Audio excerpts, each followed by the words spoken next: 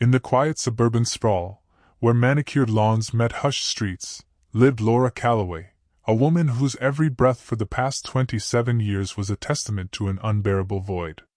The calendar marked September 28, 2023, a date etched in her soul, a stark reminder of the day her vibrant daughter, Rory, vanished without a trace during a seemingly innocuous school trip. The morning sky, a canvas of bruised grays, mirrored the desolation in Laura's heart.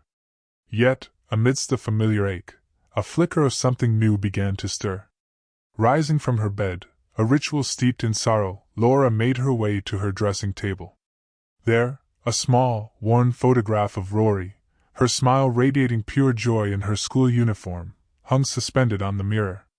Laura's fingers trembled as she held the image, tears blurring her vision. "Oh, Rory," she whispered, her voice a fragile whisper against the silence of the room. But grief, though a constant companion, would not be her master today. Laura, hardened by nearly 3 decades of relentless heartache, steeled herself. She had survived the unimaginable, and she would continue to do so. After the mundane necessities of washing and dressing, her phone buzzed with a message from Helen Carter, her dearest friend and fellow traveler in grief. "You're not alone in this," Helen's text read. "All of us still remember. If you need company, come over to my place anytime." Helen, too, had lost a child, Sally, in that same inexplicable vanishing. A sliver of comfort, a shared burden, settled over Laura. She quickly agreed to visit, gathering a few packets of Earl Grey lavender tea and a jar of homemade cookies, a small offering, a tangible gesture of enduring friendship. The short walk to Helen's house was a familiar journey through a neighborhood seemingly frozen in time, each house a silent sentinel to a life irrevocably altered. The quiet streets, once echoing with children's laughter, now magnified the profound loneliness Laura carried since her husband's passing. Helen, a beacon in her darkest hours, met her at the door, her warm embrace a wordless balm. "Come in, dear," she murmured, her eyes reflecting a profound understanding. Inside Helen's cozy kitchen, the comforting aroma of tea soon filled the air, a small solace amidst their shared sorrow. As the kettle whistled its mournful tune, Helen's gentle voice broke the silence. "How are you doing?" she asked, her gaze unwavering. Laura sighed, her eyes cast downward. "I'm trying to keep up, you know how it is. This day is always the hardest." She paused, gathering her fragmented thoughts. "Even though I've learned to live with it, the past still haunts me, especially today." Helen nodded, her own pain palpable. "It's the same for me," she admitted, recounting her recent therapy, a valiant attempt to tame the what-ifs that gnawed at her soul. "I've accepted the past, but I can't deny this day is especially hard." As they sipped their tea, a fragile camaraderie settled between them, born of shared tragedy. Helen then suggested they look through old photographs, a painful but often cathartic exercise. Laura, after a moment's hesitation, agreed. Helen retrieved an album from the TV cabinet, its worn covers holding a universe of bygone joys. Flipping through the pages, a torrent of memories washed over them, first days of school, birthday parties, family picnics. Their voices, a fragile blend of laughter and tears, filled the room. "Do you remember when Rory and Sally first started at that school?" Laura asked, pointing to a faded picture of the 2 girls in their uniforms. "Grade 5, wasn't it?" Helen mused, a wistful smile playing on her lips. "The school had only been open for 2 years then. Small class at first, just 6 students, but by the end of that year, it had grown to 15. All those discounted fees to attract parents." As they continued their somber journey through the past, Laura's gaze snagged on an unfamiliar photograph.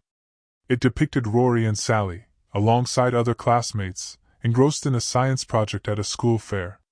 Their faces, alight with youthful enthusiasm, were heartbreakingly oblivious to the dark fate that awaited them. "This picture," Laura whispered, her voice barely audible. "It's beautiful. Where did you get it?" Helen explained that the police had released copies of evidence materials to parents after the case went cold. Laura's surprise quickly turned to a nagging sense of unease. "I didn't know we could do that," she murmured, a seed of regret taking root. Helen offered a sad smile. Maybe it's better you didn't. To be honest, having all this evidence, it made it harder for me to move on. That's part of why I needed therapy. So many sleepless nights poring over those files, looking for something, anything, that might give us answers. The unease intensified as Laura turned another page, encountering yet another unfamiliar image, a class picture, taken in front of a yellow school bus, the very bus that had transported their children on that ill-fated trip. Laura studied the photo intently, her eyes scanning each innocent face. Then, her heart lurched. "Why is Principal Lillian Brooks in this picture?" she asked, her voice laced with a mixture of confusion and a nascent hope. "I thought Mr. Gregory, the classroom teacher, went alone with the kids and just one support staff that day." Helen leaned closer, her brow furrowed.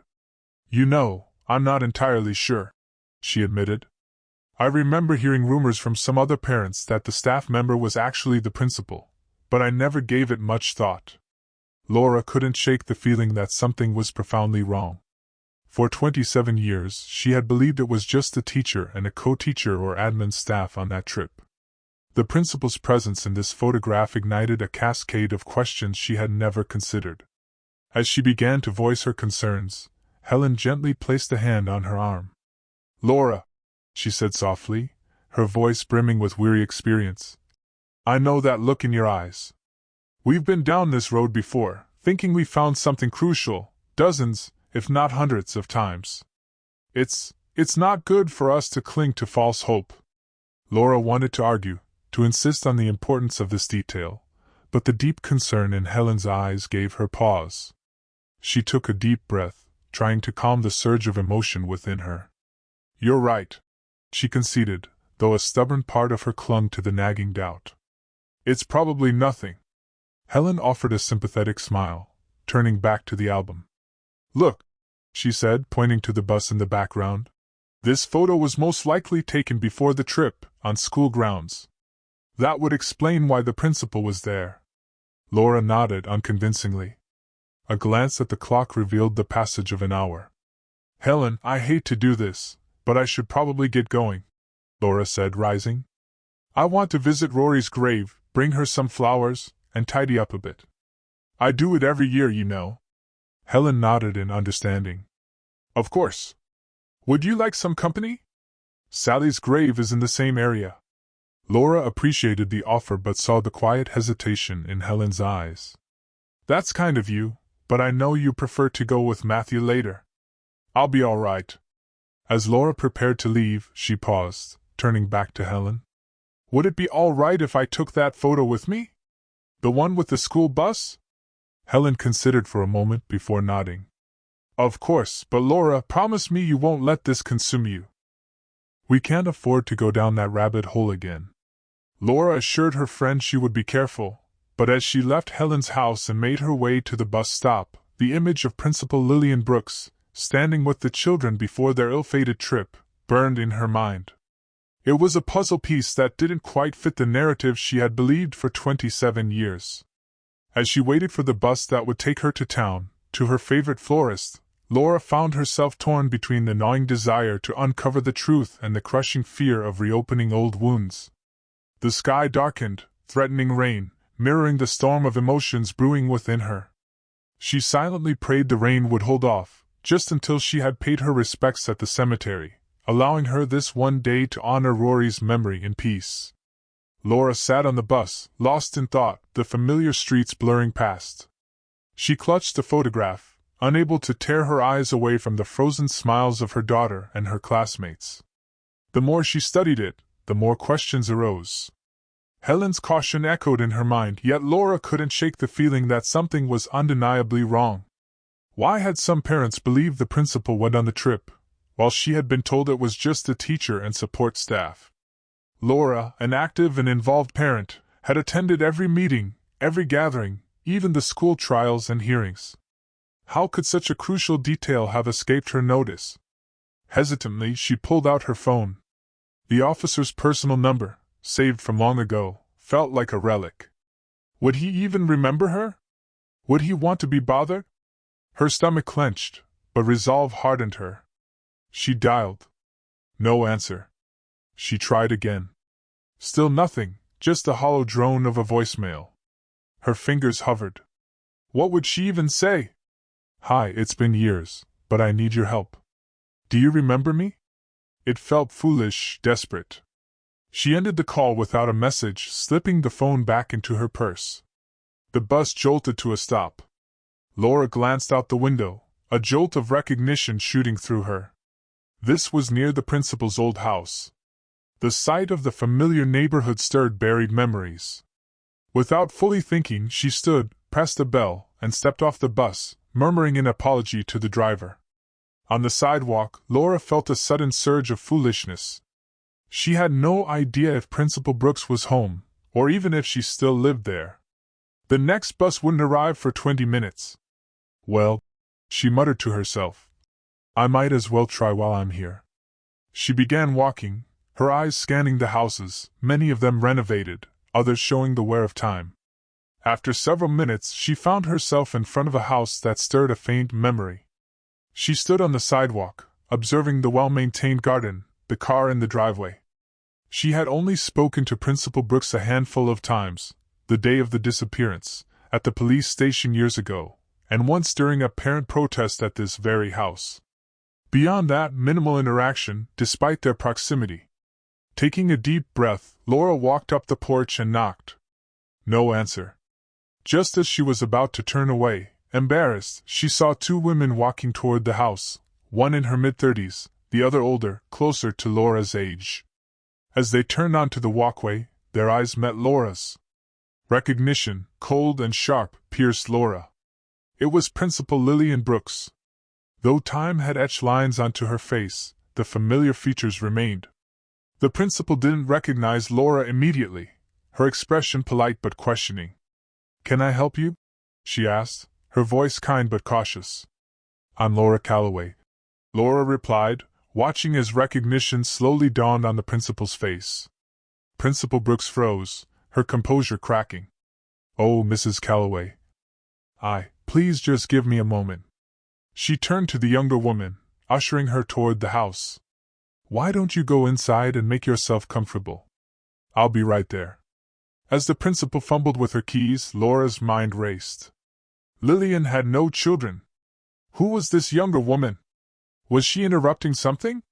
Once inside, Lillian switched on the lights. Laura approached the doorway, waiting at the threshold.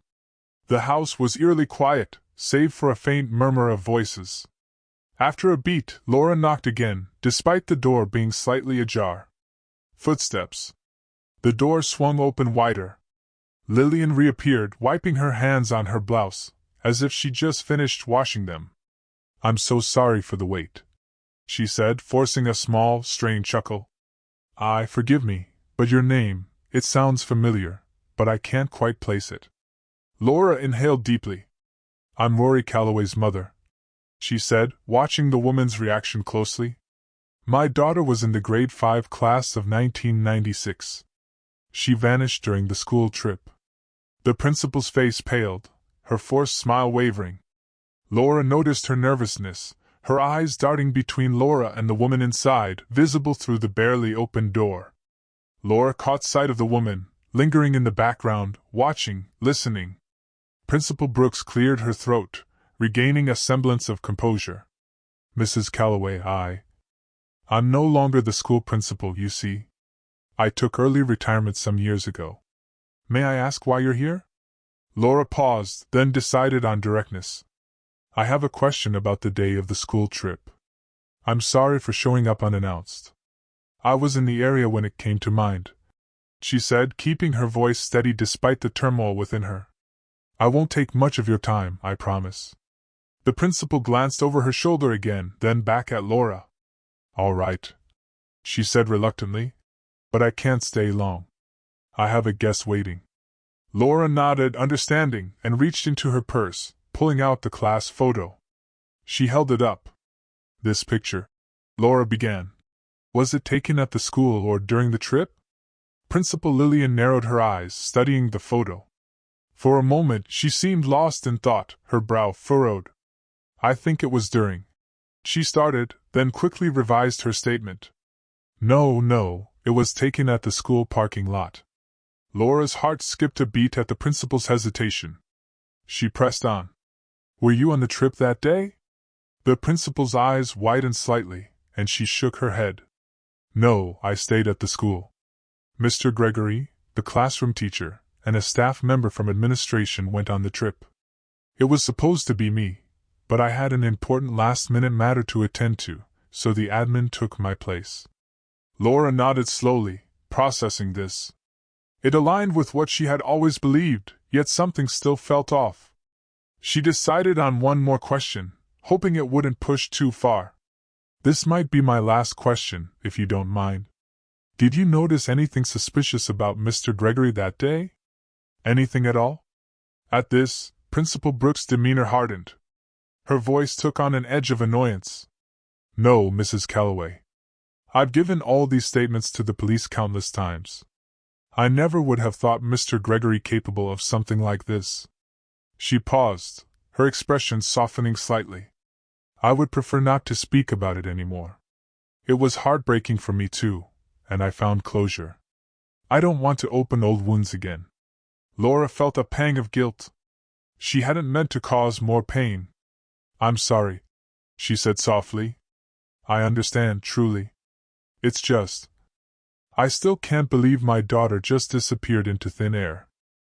To her surprise, tears welled in her eyes. I don't know what I hoped, that maybe you'd have an answer after all this time. Laura pulled a tissue from her purse, dabbing at her eyes. As her vision cleared, she noticed the younger woman inside, watching them intently, a mix of curiosity and concern in her gaze. Principal Brooks' expression softened further. I understand the pain, Mrs. Calloway. It's one of the reasons I took early retirement. As long as I worked at that school, I could never overcome the grief. She hesitated, then stepped forward, embracing Laura briefly. I know that today marks 27 years. You're not the first parent to come here on this day over the years. Laura was taken aback by the sudden show of emotion. She put the photo back into her purse as they parted. She managed a weak smile. Thank you for your time. I should go now. I'm sorry for taking up your afternoon. As Laura turned to leave, the feeling that there was more to the story gnawed at her. The principal's initial hesitation, the mysterious younger woman, the subtle inconsistencies in her answers, all fueled her suspicion. Yet she also knew that her instincts might just be her overthinking everything again. Helen was right. She couldn't afford to lose herself in false hope. Walking back toward the bus stop, Laura's mind raced, a maelstrom of conflicting thoughts and emotions. The rain, threatening all day, finally began to fall, mirroring her somber mood. Under the shelter of the bus stop, she pulled out her phone, wondering if she should try to contact the police officer again. But before she could decide, the bus arrived. She stepped aboard, settling into a seat by the window. As the bus pulled away, she clutched the photo tightly to her chest. The rain poured, a steady rhythm against the pavement, though the wind had finally settled. Laura sat, her mind whirling. The encounter with Principal Brooks had left her with more doubts than answers. As the bus navigated the rain-slicked streets, she pulled out her phone again, hoping for a notification, a missed call. But the screen remained blank. No reply from the police officer. Her stop came into view, and she disembarked into the light drizzle. The florist's shop, its colorful display a stark contrast to the gray day, was just down the street. Under the awning of a nearby shop, she debated whether to call again. Would it make a difference? After her conversation with the principal, she doubted she'd get anything new. The officer would probably just echo what she had already heard. With a sigh, she slipped the phone back into her bag. Maybe Helen was right. Maybe she was just reopening old wounds for nothing. But no matter how much she tried to push it aside, the image of the young woman in Principal Brooks' house, and the principal's nervous behavior, kept nagging at her. Something about it didn't sit right. Deciding she had waited long enough, Laura took a deep breath and ran for the florist's shop, her purse held over her head as a makeshift umbrella. The cold rain clung to her skin, but she barely noticed. Reaching the shop, she pushed the door open. The soft chime of the bell announced her arrival, and the warm, fragrant air enveloped her. "Mrs. Calloway," the florist, Sarah, greeted her. "I was wondering if we'd see you today." Laura managed a small smile. "Hello, Sarah. Yes, I'm here for my usual order." As Sarah began gathering the flowers Laura typically chose for Rory's grave, Laura scanned the shop's selection.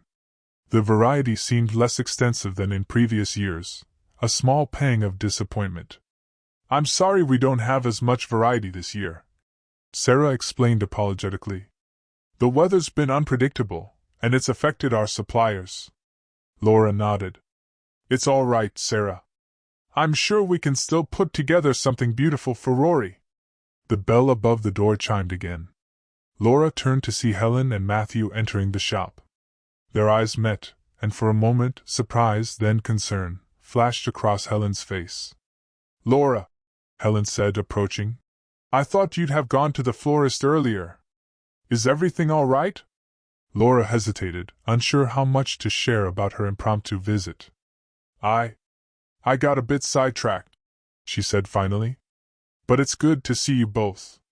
Matthew shook Laura's hand warmly. "It's good to see you too, Laura. How are you holding up?" Before Laura could answer, Sarah returned with an armful of flowers. "Here you are, Mrs. Calloway. Would you like to arrange them yourself, as usual?" Laura nodded, grateful for the distraction. "Yes, thank you, Sarah. I'll do that." As Laura began to arrange the flowers, carefully selecting each stem, Helen and Matthew chose their own bouquet for Sally's grave.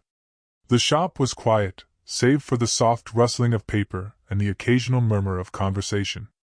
Laura found herself lost in thought, her hands moving of their own accord. Should she tell Helen about it? Would her friend understand her suspicions, or would she think Laura was grasping at straws again? As she finished tying a ribbon around the bouquet, Laura glanced up to see Helen watching her with a mixture of affection and concern. "That's beautiful, Laura," Helen said softly. "Rory would have loved it." Tears pricked Laura's eyes. "Thank you," she managed. "I hope so." The three of them made their way to the counter. As Sarah wrapped Helen's bouquet, Laura found herself studying her friend's face. There was a profound sadness, a weight of grief, but also a calmness, an acceptance Laura envied. "Helen," Laura said suddenly, her voice low, "there's something I need to tell you about today." Helen turned, curiosity mingling with concern. "What is it, Laura?" Laura took a deep breath, steeling herself. "After I left your house, I went to see Principal Brooks." Helen's eyes widened. "You did what? Why?" Before Laura could explain, Sarah handed them their wrapped bouquets. "Here you are, ladies. I hope these bring you some comfort today." Laura and Helen thanked her. As they turned to leave, Laura could feel the weight of Helen's questioning gaze.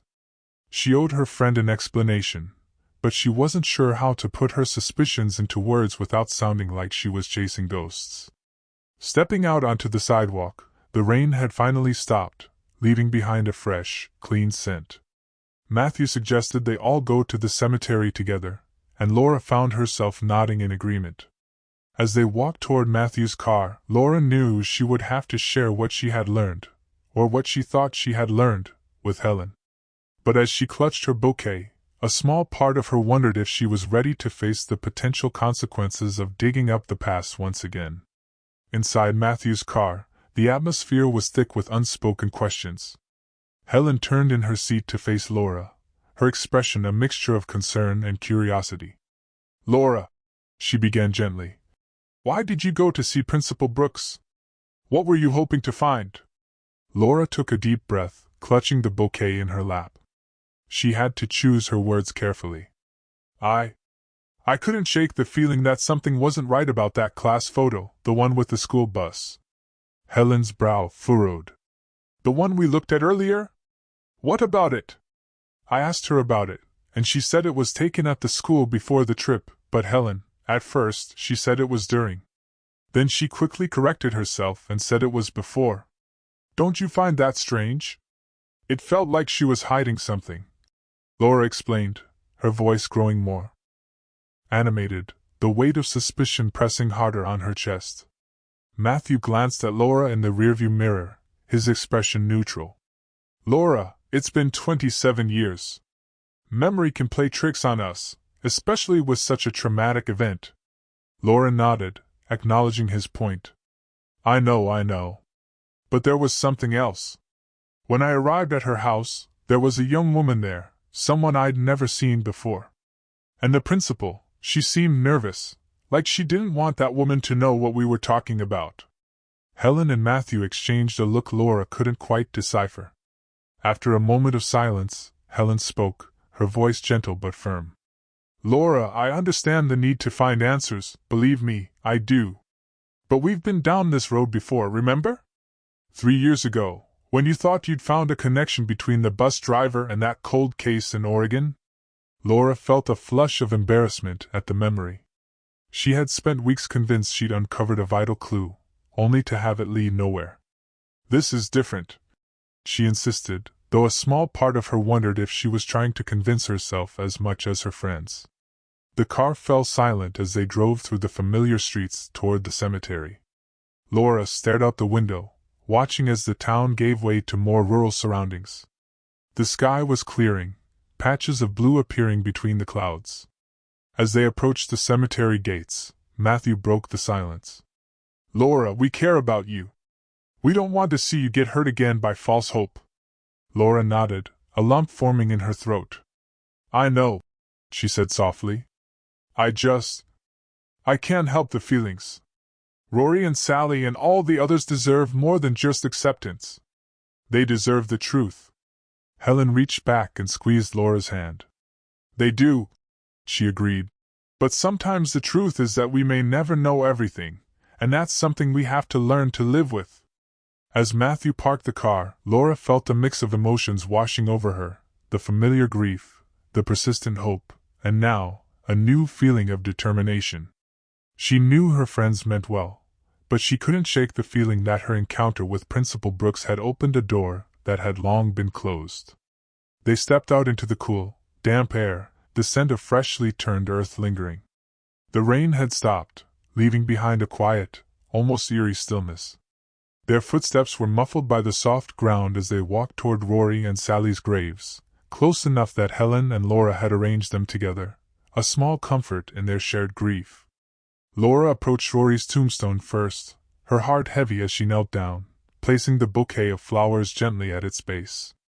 The petals, still fresh with morning dew, added a small burst of color against the gray stone. She ran her fingers over the engraved name, tracing each letter, as if memorizing it all over again. It always tore at her heart that this tombstone marked an empty grave, no body beneath it, no real closure. They had needed somewhere to direct their grief, somewhere tangible to visit, but the absence of Rory's remains haunted her. This stone monument was both a comfort and a cruel reminder of all they didn't know. With a quiet sigh, she reached into her purse, pulling out the worn photograph. She held it up, studying her daughter's face, her fingers absent-mindedly brushing over the image.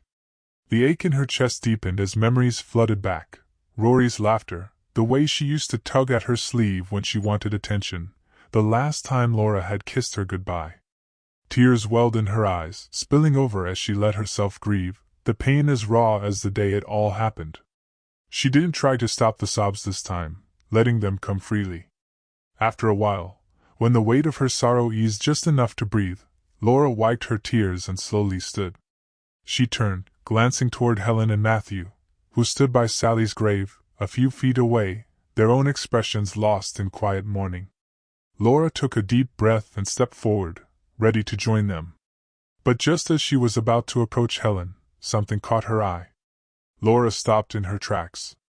In the distance, near the plot where most of the children from the school were buried, she saw a familiar figure. It was the young woman from Principal Brooks' house. She wasn't just passing through, she was standing still, staring down at a headstone, her hands clasped together as if in quiet contemplation. Laura's pulse quickened. Was this just a coincidence, or was there something more to it? Setting her grief aside for the moment, Laura observed the woman. She stood within the section of the cemetery where most of the missing school children had been laid to rest. Many families had chosen this burial ground. It was the only proper cemetery not too far from the neighborhood. Laura's heart began to race. Without a second thought, she turned in the other direction, gently patting Helen's arm. "I'll be right back," she murmured, her voice barely above a whisper. Before Helen or Matthew could say anything, Laura was already walking briskly toward the young woman. As she approached, she could see that the woman was crying, her shoulders shaking as she stood in front of one of the graves. "Excuse me," Laura called out softly, not wanting to startle her. The woman turned, surprise and fear flashing across her face as she recognized Laura. She quickly wiped her tears away, as if trying to compose herself. "We meet again," Laura continued, her gaze steady. "I think I saw you at Principal Lillian's house earlier." The woman lowered her eyes, shifting uncomfortably. She looked as though she wanted to retreat, as if Laura's presence was making her feel exposed.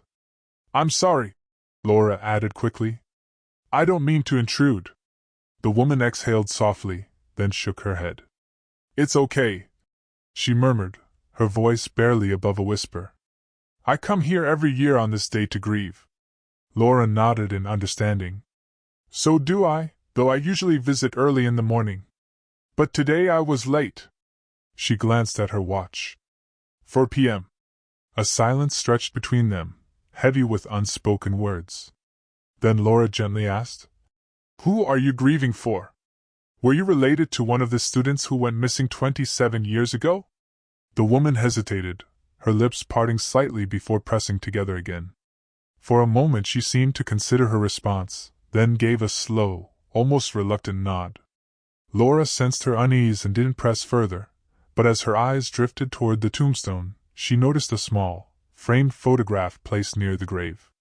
The image was blurred by age clinging to the glass, but Laura could make out the outline of a young girl's face. The woman followed Laura's gaze, and as if realizing what she was looking at, swiftly reached down and picked up the photograph, clutching it tightly to her chest. "I'm sorry," Laura said softly. "I didn't mean to invade your privacy."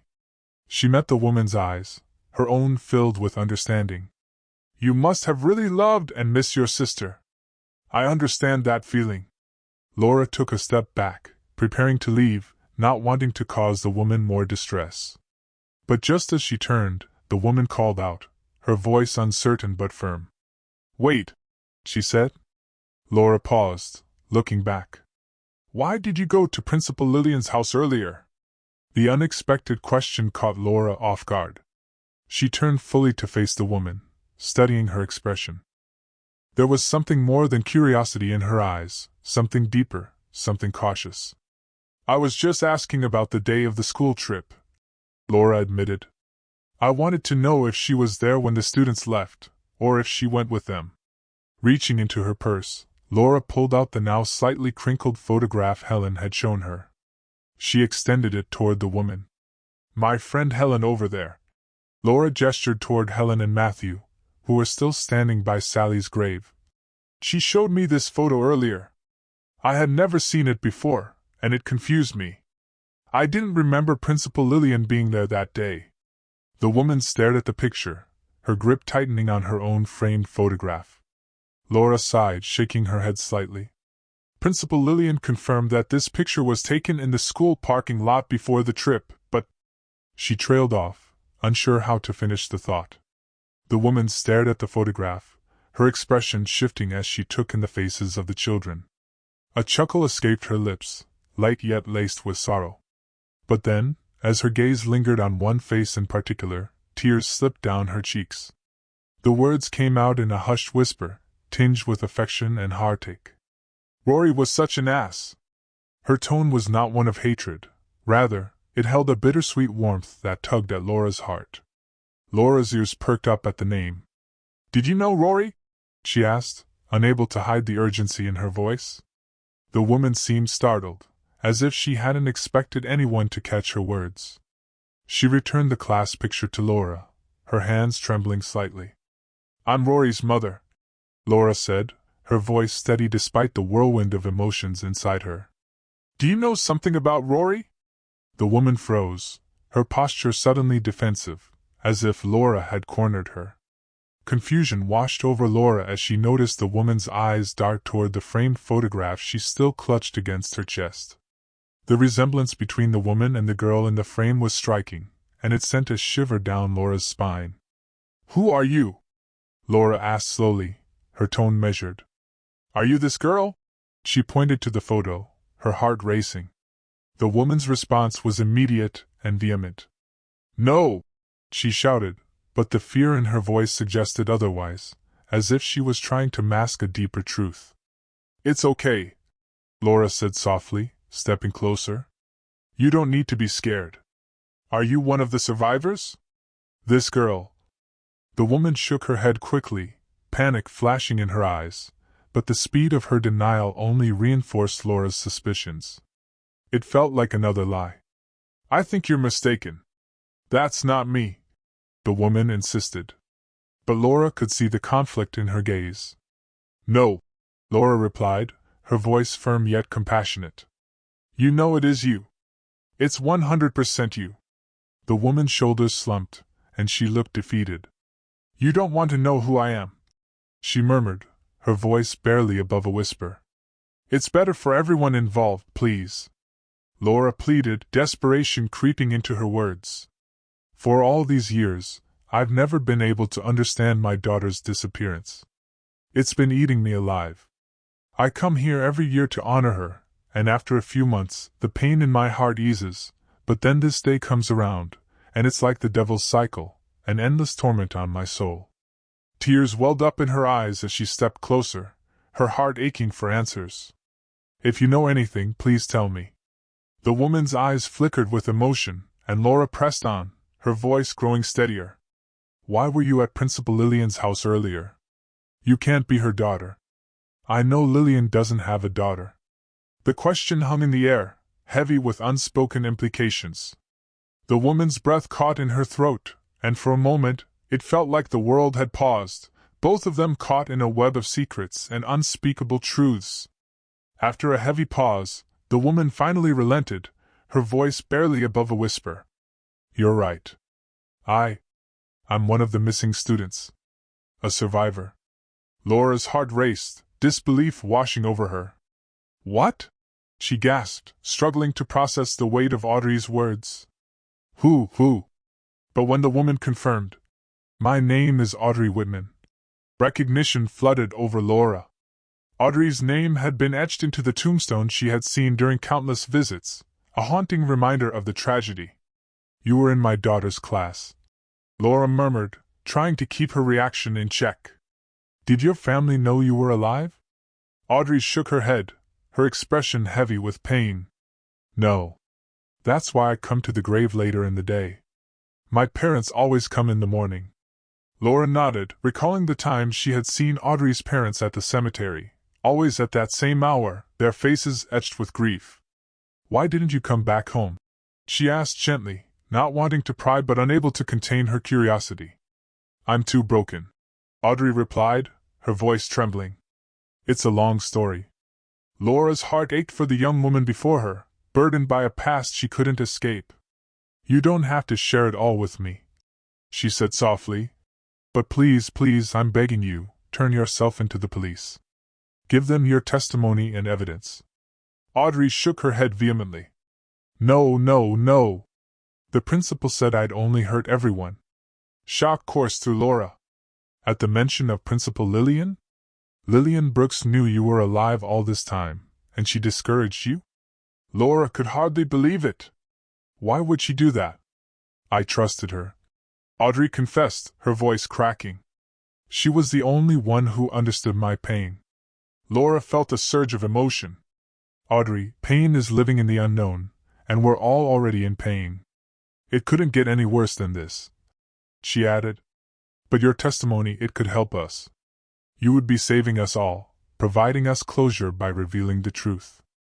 Audrey looked up, her eyes searching Laura for sincerity. "Really?"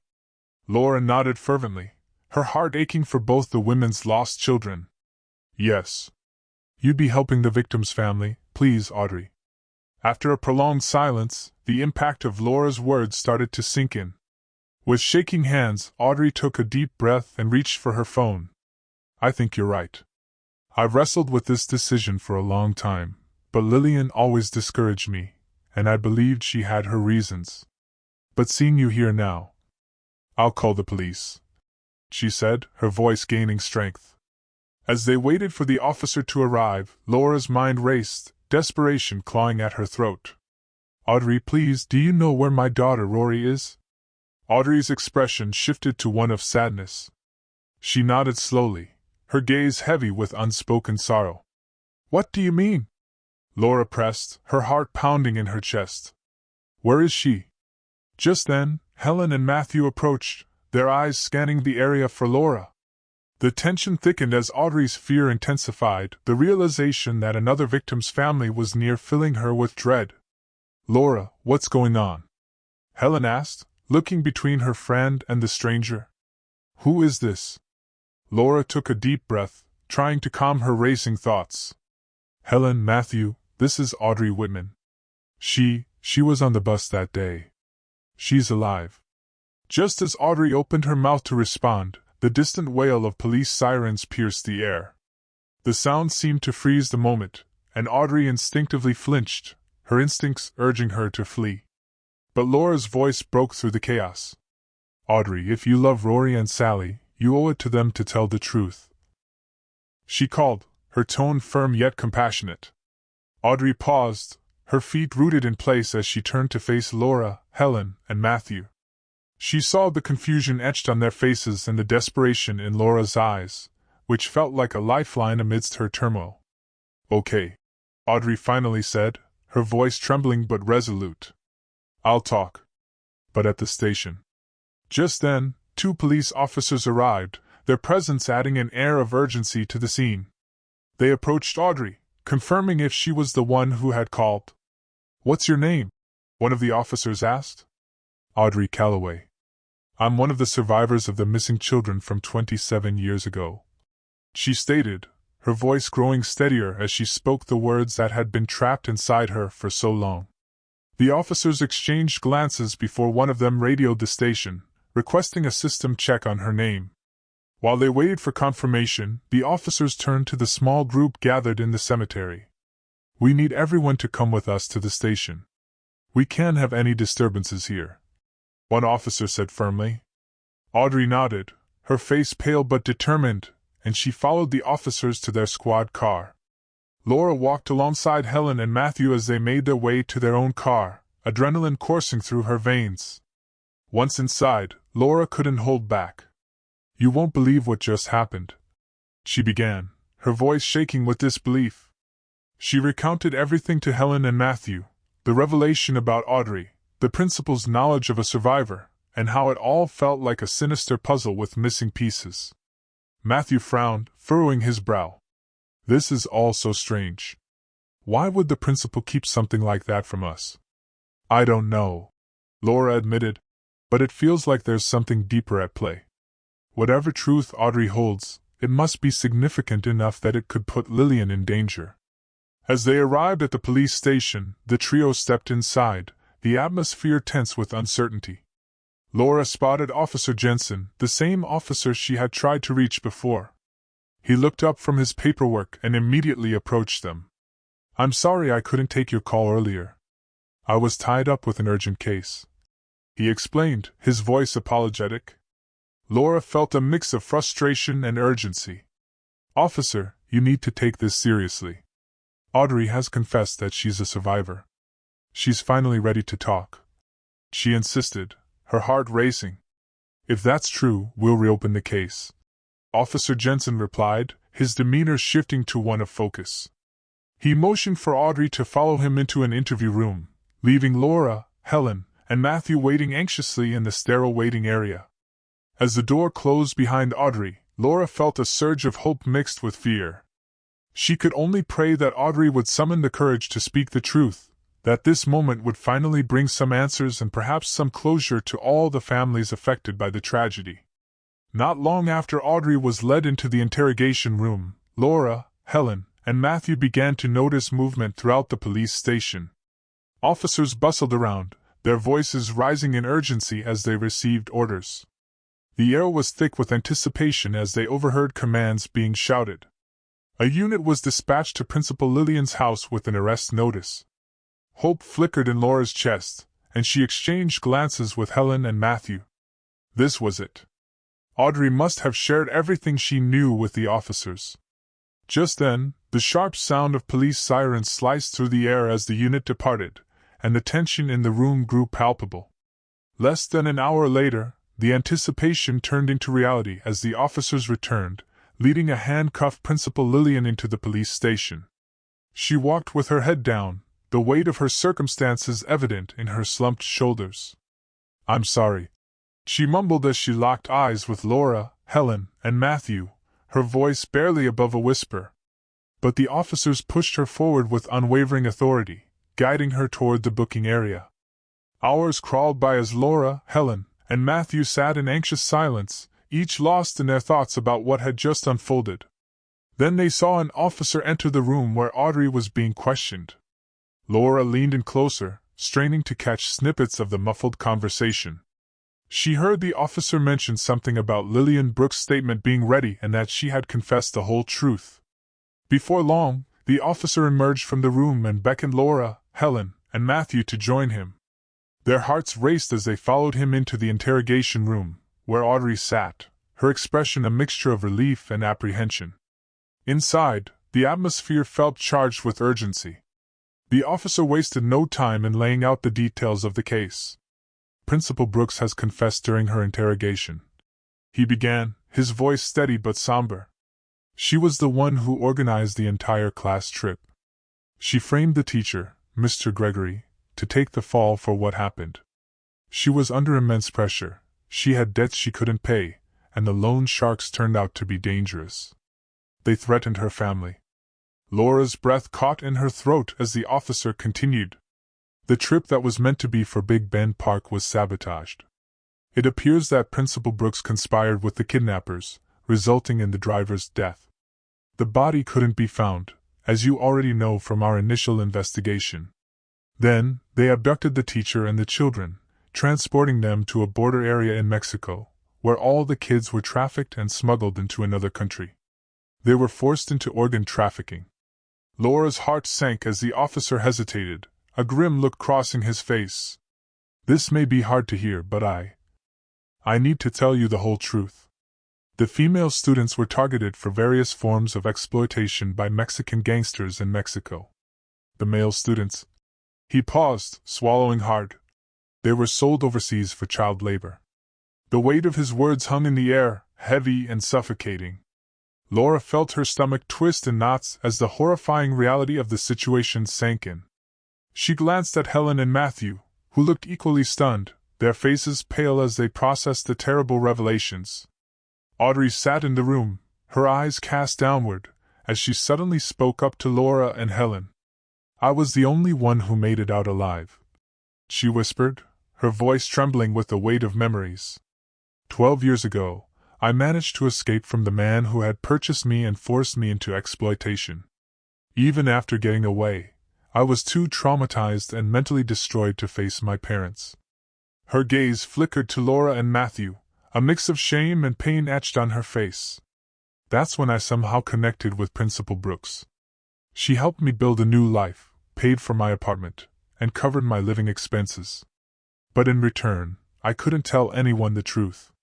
She said it would only add to the distress of the victims' families." Laura's heart raced as she processed Audrey's words. She couldn't fathom the emotional manipulation that had kept Audrey silent for so long. "What about the other children? Did anyone else survive? My Rory?" she asked, desperation creeping into her tone. Audrey shook her head slowly, her voice barely above a whisper. I honestly don't know about the others. We were mostly split up. But I remember Rory and Sally didn't make it. Rory, she died the day of the kidnapping from an overdose they gave her. Sally was next. They didn't get the dosage right for her either." At those words, Laura and Helen broke down in tears, their grief crashing over them like a tidal wave. Audrey felt a pang of guilt, her heart aching for the pain she had unwittingly stirred. "I'm so sorry," she murmured, her voice cracking. This is what I feared the most. Principal Lillian was right. But... Laura, wiping away her tears, shook her head firmly. You did the right thing, Audrey. This is painful, yes, but we finally have closure. We can start healing now. The police, having listened intently, spoke up. With this new evidence, we can reopen the case. Thanks to you, Audrey, we might be able to locate some of the other students. Laura felt her heart racing. What happens now? She asked, her voice barely above a whisper. We're reopening the case right away. We're in the process of filing charges against Lillian Brooks and have already contacted authorities in Mexico to pursue this new information. Audrey, we recognize the immense trauma you've endured, and we won't hold you accountable for withholding information. However, we are offering you witness protection, as it's essential now that the investigation into the trafficking ring begins. We anticipate that they may attempt to locate you again. The officer paused, his expression softening as he looked at Laura, Helen, and Matthew. I know this must be incredibly difficult for you to have hope rekindled after all these years, only to... He trailed off, unable to find the right words. Laura nodded, feeling tears welling up in her eyes. At least now we know, she said softly. After all these years, we finally know what happened to our children. The other victims' families deserve to know about this too. The police assured everyone that they would reach out to the families of the other victims now that the case was being reopened. As they prepared to leave the station, Audrey emerged from the interview room. She looked exhausted, her face pale and drawn, but there was a lightness to her that hadn't been there before, as if a great weight had been lifted from her shoulders. Thank you, she said to Laura, her voice thick with emotion, for believing me, for helping me find the courage to come forward. Laura embraced her, feeling a connection to this young woman who had survived unimaginable horrors. Thank you for telling the truth, she whispered. You've given us all a chance at closure. As Laura, Helen, and Matthew stepped out of the police station into the fading light of day, Laura felt a strange mixture of emotions. There was grief, of course, a fresh wave of sorrow for the daughter she had lost. But there was also a sense of peace, of a chapter finally closing after being left open for far too long. She looked at Helen and Matthew, saw the same complex emotions reflected in their eyes. They had lived with uncertainty for 27 years, and while the truth was painful, it was also, in its own way, a relief. What now? Helen asked softly as they stood in the parking lot, the weight of the day's events heavy upon them. Laura took a deep breath, looking up at the sky where the first stars were beginning to appear. Now, she said, her voice steady, we honor our children's memory by making sure justice is served. And we help Audrey build a new life, the life she was denied for so long. As they made their way home, Laura felt a shift within herself. The grief was still there, a constant companion, but alongside it now was a sense of purpose, a determination to see this through to the end, for Rory, for Sally, for all the children lost that day, and for Audrey, who had survived against all odds. Laura silently vowed to keep fighting until the full truth was known and those responsible were held accountable. The road ahead would be long and undoubtedly painful, but for the first time in 27 years, Laura felt like she was finally on the path to answers and perhaps, eventually, to a kind of peace she had thought forever out of reach. Video Deep Research Canvas.